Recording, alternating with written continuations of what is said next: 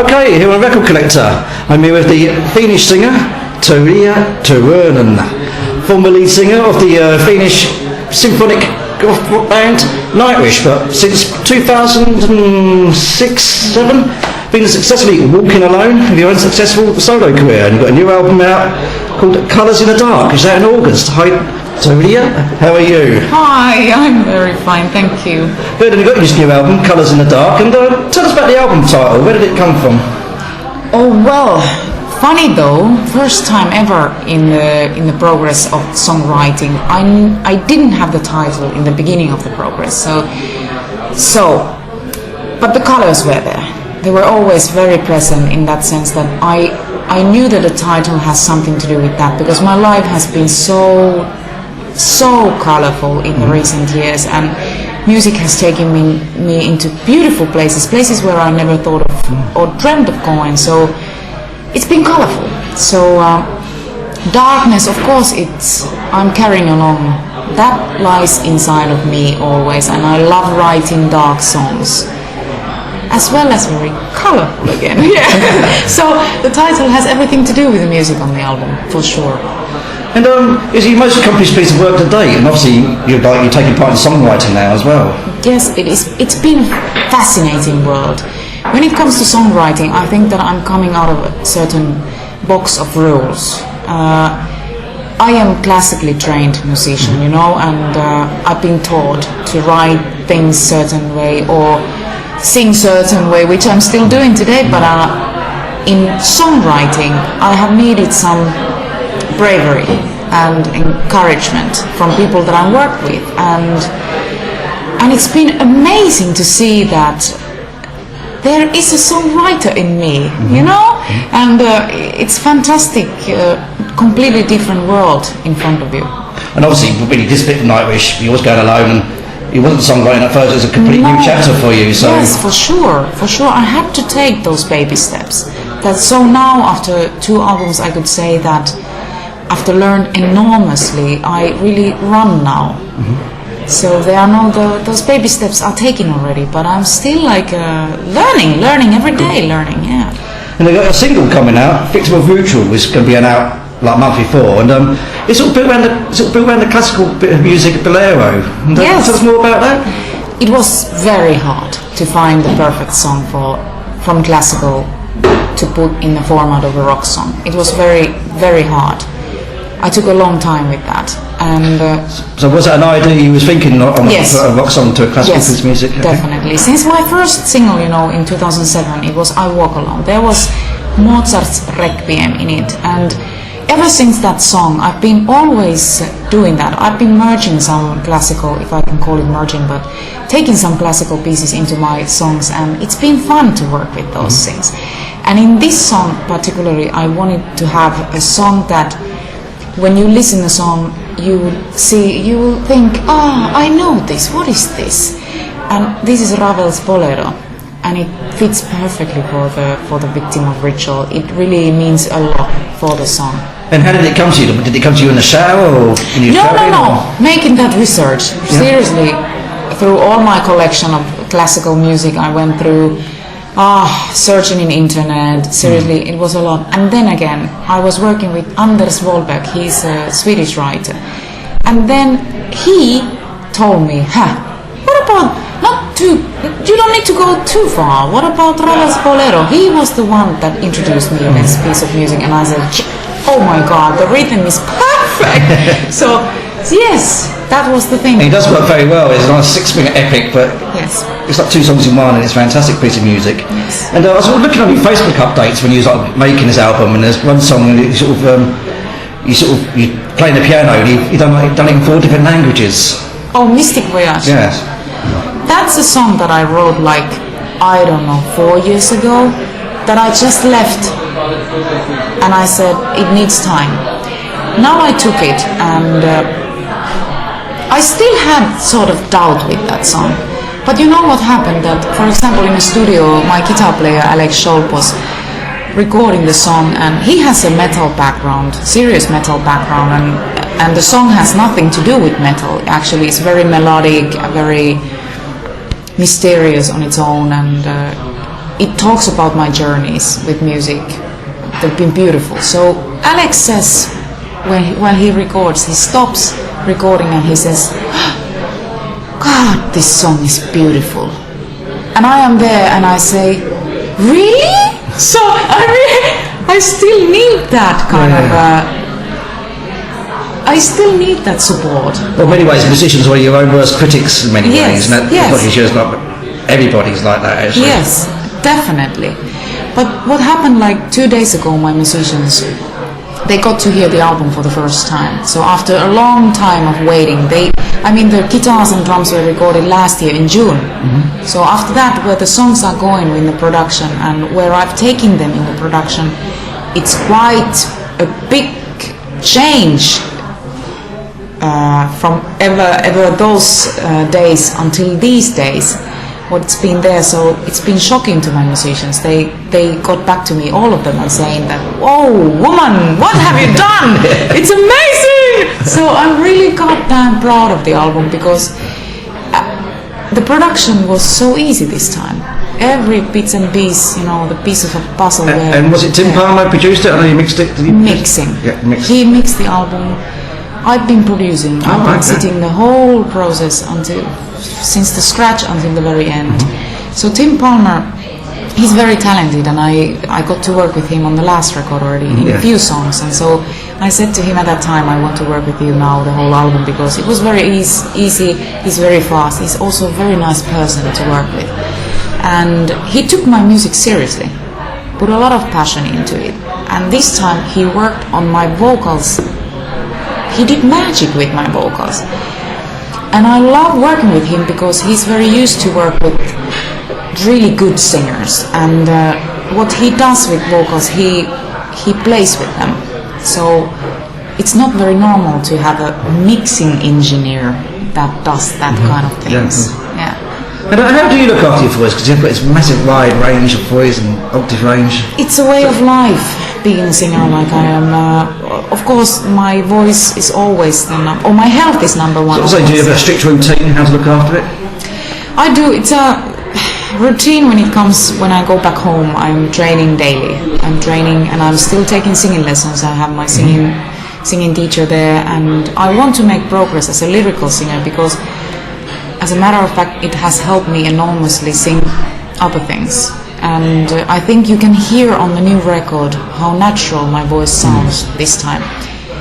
I am a mother now, and through that experience, being pregnant, being on the road for first 5 months, being pregnant, recording the album, being at home more than ever in these last 13, 14 years. I've never been at home more than 1 month. Seriously, I've been all the time traveling. So now the baby was born and I've been at home training all the time my voice. So now something magical happened. And do you sing nursery rhymes? Sorry? Do you sing nursery rhymes to your child? Is it a boy or girl? Sorry. Girl. Girl, yeah.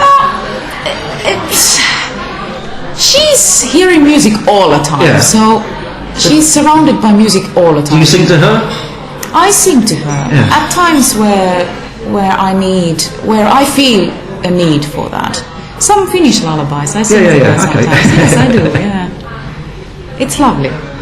And how do you sort of be a mother and keep a successful career? Because obviously you'd be touring around the world, and that's going to be hard for you. Do you take the child with you on tour or not? Yes, if you think of it, being a mother, being a performer is a very, very complicated combination. But I have a husband who is my manager. We've been traveling around working together since 13 years, and it hasn't been that big of a change than you could imagine having a child, because she is one of us, and she's really a happy creature. I could say that she is such a world traveler nowadays already, that she has accepted all this life as her normal life, being on the road. And of course, if I would see my child suffering, I would definitely do some changes. And I suppose a lot of that goes down to the fact that it's a happy partnership between you and her husband. Definitely. That's the main ingredient. So that is the most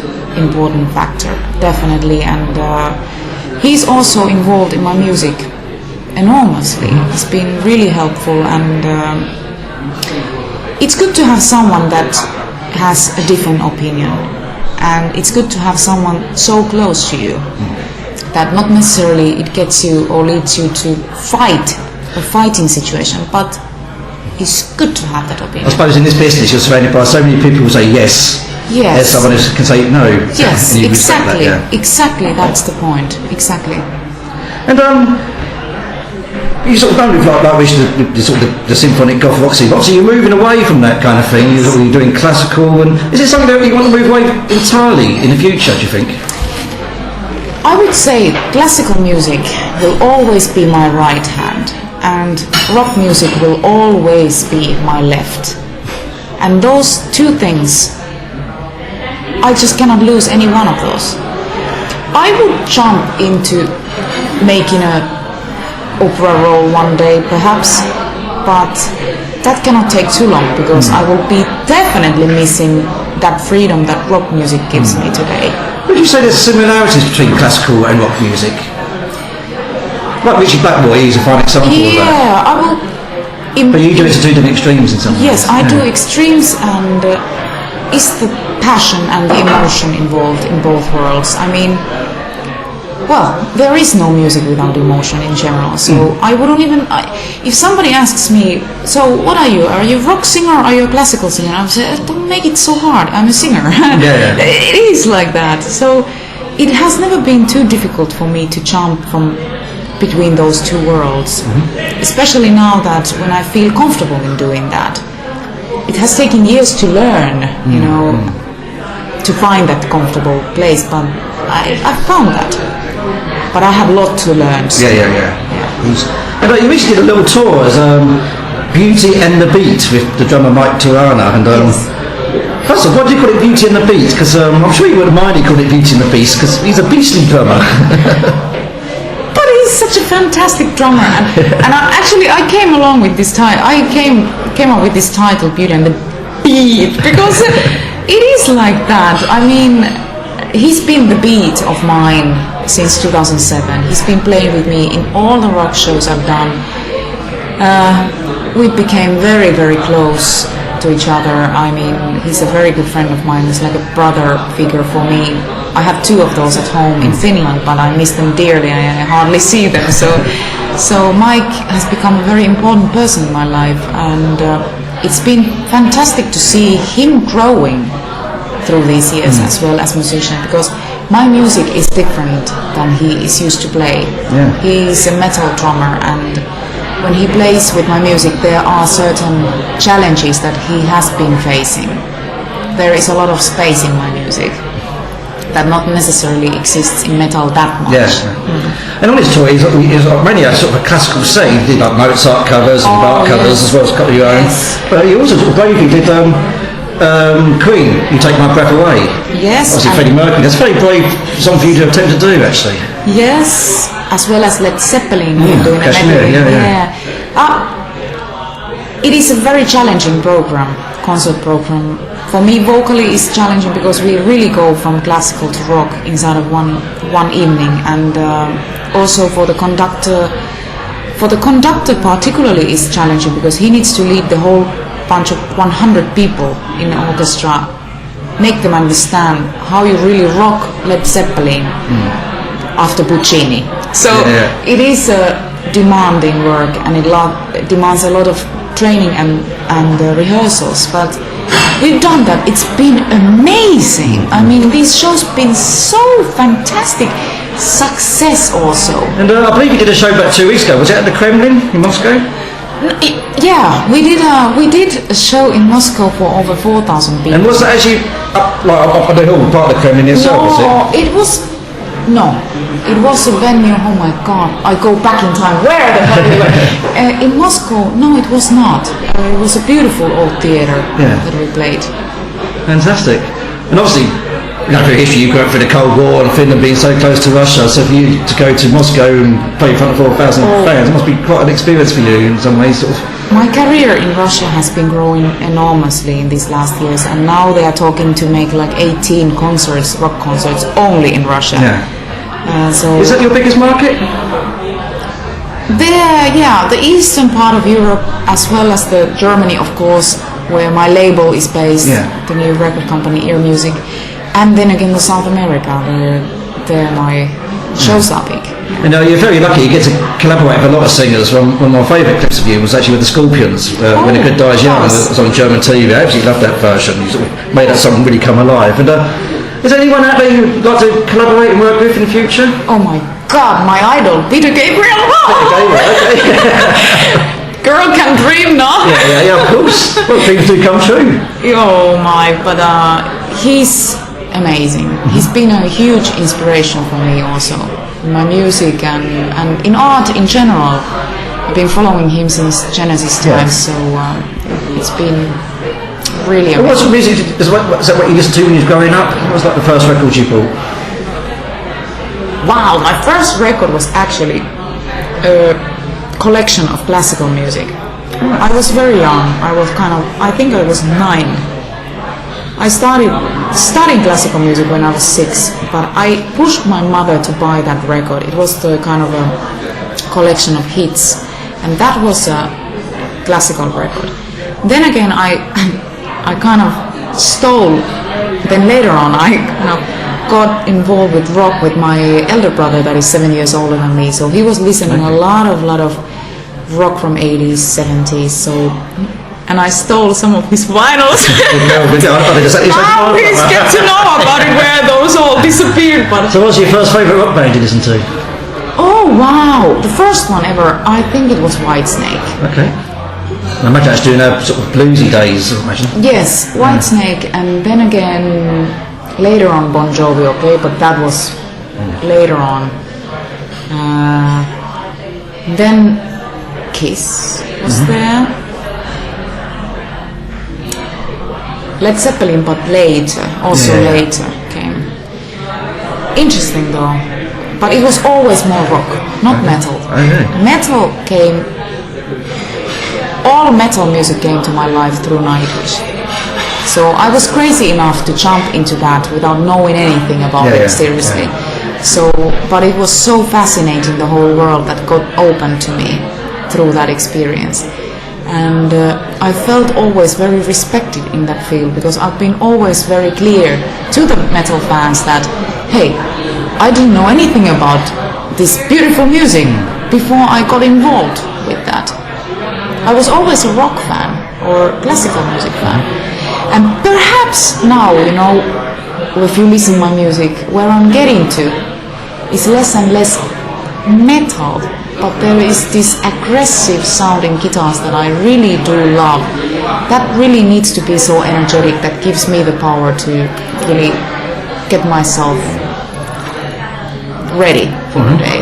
And obviously you had this very well publicised fallout with Nightwish. And is it the case scenario? Is it a case of like never say never? Like, how's your relationship with Nightwish these days? Is it still there is no relationship at all? No, it stayed there. It really, it was a closure. That. So no, nothing has been going on, and I kind of, it felt so, honestly, so horrifying, that whole situation, that for me it's been better even not to go back. I haven't even listened to their albums, nor I've been interested, because it was a really important part of my life. But how it ended, it made me realize that, oh my God, have I ever been respected? So then again, it was an enormous emptiness around me. And how are you feeling now with your solo career? Does it come lift up to your expectations? It's been amazing. First of all, to write the songs on your own, to have an audience on your own, to sing your songs. I can't really describe the emotions that I am involved with nowadays when I perform or I produce my albums. It's amazing. It is a blessing. And so some people have been asking me, so Tarja, how do you feel now if you are not performing in such huge venues where you were performing with Nightwish? And I feel, oh gosh, I never really thought of that, because it's been so incredible, the feeling of being strong. And in some ways, you're sort of playing on a different level. When you say about size of venues, you sort of, yes, you play to a new audience in some ways. Yes. And the experiences that I've had in these last years, they've been so beautiful, taking me to such beautiful places that I have no way of going back. Fantastic. So yeah, the album Colours in the Dark is out in August. It's been lovely talking to you. You look lovely in the flesh as you do up on stage. So, Oh my God, thank you. all the best for the future. It's been lovely talking to you. Thank you very much. Thank you very much.